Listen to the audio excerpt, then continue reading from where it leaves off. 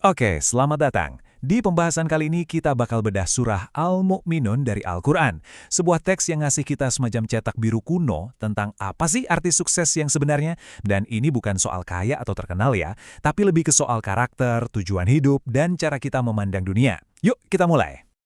Nah, biar gampang, kita bakal pecah pembahasannya jadi 4 bagian utama. Pertama, kita lihat dulu apa sih definisi sukses menurut surat ini. Terus, yang kedua, kita cari bukti-buktinya di alam. Ketiga, kita belajar dari sejarah. Dan terakhir, kita sampai ke kesimpulannya soal perhitungan akhir. Oke, kita masuk ke bagian pertama. Surat ini tuh to the point banget, langsung ngasih tahu ciri-ciri inti dari orang yang dianggap sukses. Dan yang menarik, fokusnya itu bukan soal apa yang mereka punya, tapi mereka itu orang yang seperti apa. Coba deh perhatiin, betapa praktisnya cetak biru ini. Kualitas-kualitas ini tuh kayak mencakup 3 area penting dalam hidup loh.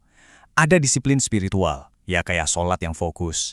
Terus ada disiplin pribadi, kayak ngehindarin hal-hal yang gak berguna dan jaga diri.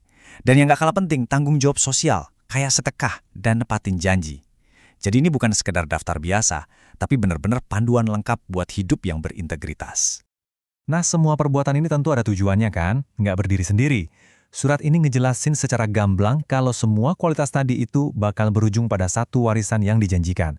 Tempat tinggal abadi di surga tertinggi, namanya Firdaus. Inilah bisa dibilang puncak kesuksesan menurut pandangan dunia ini. Oke, lanjut ke bagian kedua. Setelah ngejelasin karakternya, surat ini sekarang pindah ke buktinya. Jadi ini bukan sekedar ajakan buat percaya buta-buta, tapi kita diajak buat melihat tanda-tanda yang ada di sekitar kita sebagai argumennya. Dimulai dari contoh yang paling dekat sama kita, ya diri kita sendiri, proses penciptaan manusia. Digambarin sebagai proses yang benar-benar runut dan disengaja. Mulai dari saripati tanah, terus jadi setetes cairan, jadi segumpal darah, segumpal daging, terus dibentuk jadi tulang, dan akhirnya tulangnya dibungkus pakai daging. Logika yang coba dibangun di sini tuh, proses serumit ini nunjukin adanya sang pencipta yang cerdas. Dari situ, argumennya melebar, dari yang kecil sekarang ke yang besar. Kita diajak lihat ke langit di atas, ke siklus hujan yang bikin kebun kurma, anggur, sama zaitun bisa tumbuh. Bahkan, hewan ternak pun disebut sebagai tanda kan? Ngasih kita susu, makanan, dan jadi alat transportasi. Jadi intinya, setiap elemen alam ini disajikan sebagai bukti dari sebuah sistem yang dirancang dengan sengaja. Nah, disinilah bagian menariknya.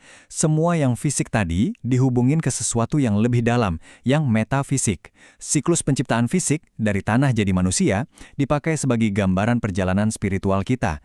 Hidup, mati, dan akhirnya bangkit lagi. Logikanya sederhana, kalau Tuhan bisa menciptakan kita yang pertama kali, tentu Dia juga bisa membangkitkan kita untuk kedua kalinya. Oke, sekarang kita masuk ke bagian ketiga. Dari alam, ceritanya sekarang pindah ke sejarah. Di sini, kita dikasih lihat studi kasus buat nunjukin kalau sejarah itu punya pola yang terus berulang. Dan ada pelajaran penting di dalamnya. Coba deh kita perhatiin polanya. Ada kisah Nabi Nuh, Hud, terus Musa dan Harun. Setiap kali, polanya sama. Seorang utusan datang dengan pesan yang itu-itu lagi. Sembahlah Tuhan yang satu. Dan setiap kali juga, para penguasa atau kaum elitnya nolak dengan alasan yang ya ampun hampir sama persis. Dia kan cuma manusia biasa kayak kita. Dan menurut ceritanya, penolakan ini selalu berakhir dengan kehancuran. Ini kayak disajikan sebagai siklus sejarah yang nggak bisa dihindari. Jadi, inti penolakan mereka tuh selalu di situ. Kok bisa sih pesan dari Tuhan datang lewat manusia biasa? Kesombongan mereka bikin mereka nggak bisa nerima petunjuk dari orang yang mereka anggap setara. Nah, surat ini nunjukin kalau penolakan inilah akar dari kejatuhan mereka. Keyakinan kalau ngikutin sesama manusia itu cuma bakal bikin rugi.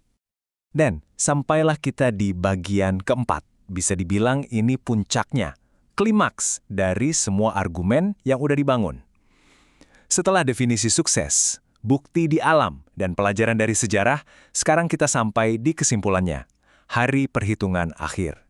Hasil akhirnya digambarkan pakai metafora yang kuat banget. Timbangan.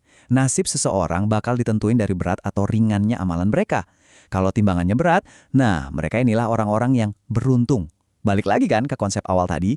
Tapi kalau ringan, mereka adalah orang-orang yang udah merugikan diri sendiri dan harus menghadapi konsekuensi yang abadi. Surat ini kemudian ngasih gambaran yang, jelas banget soal penyesalan. Mereka yang timbangannya ringan itu digambarin memohon-mohon minta kesempatan kedua. Mereka ngaku salah dan janji bakal jadi lebih baik kalau aja bisa balik lagi. Ini benar-benar nunjukin gimana finalnya hari itu dan kesadaran yang datangnya udah terlambat.